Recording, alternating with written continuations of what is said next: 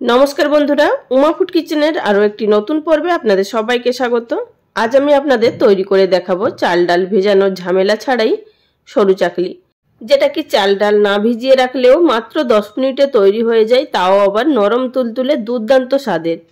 এই সরু চাকলি পিঠা সাধারণত শীতের দিনে নলেন গুড়ের সাথে খেতে খুবই ভালো লাগে। আর এই শীতের দিনে পিঠের সময় যদি চটজলদি পিঠে তৈরি করে খাওয়া যায় আর তাহলে কি চাই বন্ধুরা। চলুন তাহলে আর বেশি দেরি না করে দেখে নেওয়া যাক আমার আজকের এই ভিডিওটি। সরু চাকলি তৈরি করার জন্য সবার প্রথমে আমাদের একটি ব্যাটার তৈরি করে নিতে হবে। তার জন্য একটি গ্রাইন্ডিং জার নিয়ে নিলাম আর তার মধ্যে দিয়ে দিচ্ছি মেজারিং কাপের 1 কাপ পরিমাণ সুজি। আপনাদের বাড়িতে থাকা যে কোনো বাটি দিয়ে আপনারা মেজারমেন্ট করে নিতে পারেন। এবার আমরা এই সুজিটার পাউডার একটি তৈরি করে নেব।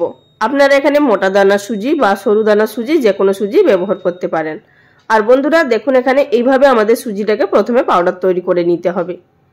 এবার এই সুজির মধ্যে অ্যাড করে দিচ্ছি 3 টেবিল চামচ পরিমাণ ময়দা। আপনারা যদি হাফ বাটি সুজি নেন সেক্ষেত্রে আপনারা 1.5 টেবিল চামচ পরিমাণ ময়দা ব্যবহার করবেন। ময়দাটা দেওয়ার কারণে পিঠাটা খুব তাড়াতাড়ি উঠে আসবে, প্যানের মধ্যে আর আটকে যাবে না।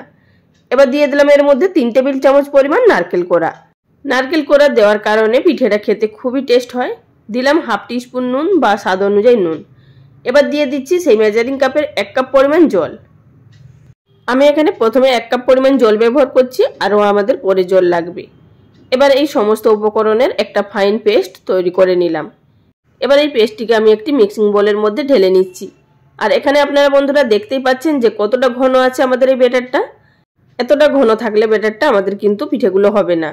আমি যেই গ্রাইন্ডিং জারের মধ্যে ব্যাটারটা তৈরি করেছিলাম তার মধ্যেই আমি 1 কাপ পরিমাণ জল দিয়ে আবারও ধুয়ে সেটিকে দিয়ে দিলাম।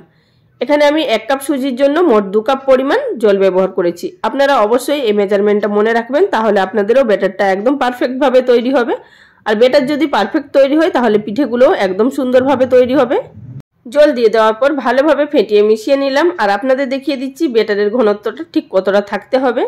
দেখতেই পাচ্ছেন এখানে বন্ধুরা আপনারা ব্যাটারের ঘনত্বটা কিন্তু একদমই পাতলা আছে। আমাদের সরু চাকলির ব্যাটারের ঘনত্ব কিন্তু পাতলা রাখতে হবে। মোটা রাখলে কিন্তু পিঠেগুলো একদম মোটা মোটা হবে আর খেতেও ভালো লাগবে না।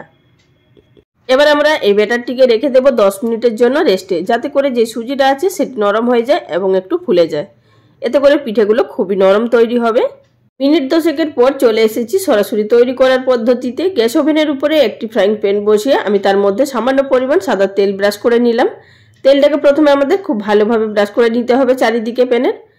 এবার আমি এই তেলটিকে মুছে নেব একটি টিস্যু পেপার দিয়ে। আপনারা চাইলে এখানে পাতলা সুতির কাপড় দিয়েও মুছে নিতে পারেন, তবে কিন্তু অবশ্যই তেলটা মাখিয়ে নেওয়ার পরে আপনারা তেলটিকে মুছে নেবেন, তা না হলে কিন্তু পিঠের যখন ব্যাটারটা দেওয়া হবে তখন কিন্তু পিঠের ব্যাটারটা একদিকে জড়ো হয়ে যাবে, চারদিকে ছড়াতে চাইবে না। সুতরাং ঠিক এইভাবে মুছে নেওয়ার পর আমাদের 1 হাতা ব্যাটার দিয়ে দিতে হবে প্যানের মধ্যে। ব্যাটারটি দিয়ে দেওয়ার পর এইভাবে ফ্রাইং প্যানটি ধরে চারিদিকে ঘুরিয়ে দিতে হবে। তার মধ্যেই দেখুন এখানে শুকোতে শুরু করেছে। ব্যাটারটা আমাদের এতটাই পাতলা হয়েছে। ব্যাটারটা যতটাই পাতলা হবে পিঠেগুলোও ঠিক ততটাই ভালো হবে। আমাদের কিন্তু এই পিঠেটা মিডিয়াম ফ্লেমে রাখতে হবে, লো ফ্লেম বা হাই ফ্লেম করা যাবে না।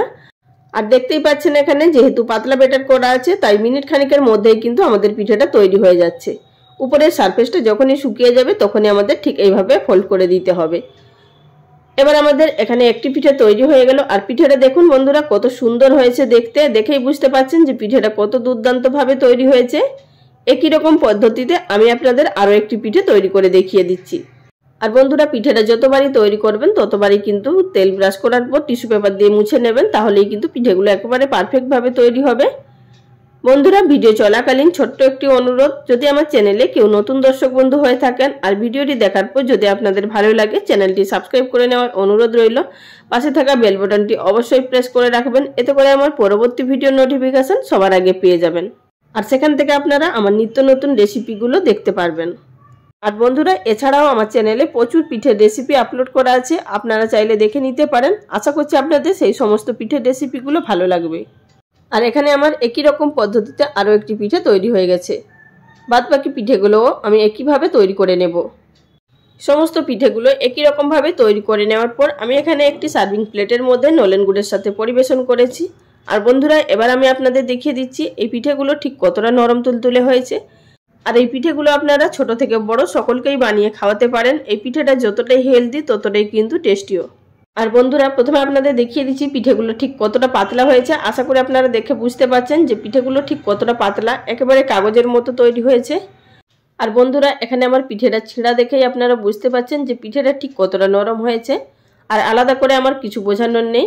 তাহলে বন্ধুরা আর দেরি না করে এই শীত থাকতে থাকতে আপনারা বাড়িতে অবশ্যই একবার হলেও এই পিঠে তৈরি করে খান, খেয়ে আমাকে কমেন্ট করে জানাবেন আপনাদের কেমন লেগেছে।